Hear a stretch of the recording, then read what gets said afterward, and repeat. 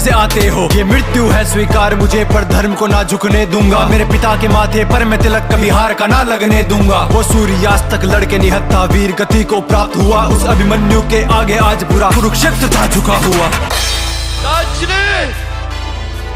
काका श्री, मेरे पिता से कहिएगा मैंने उनके नाम पर लांछन नहीं लगने दिया। और मेरी माता से कहिएगा कि मैं मरते समय भी पराजित नहीं हुआ।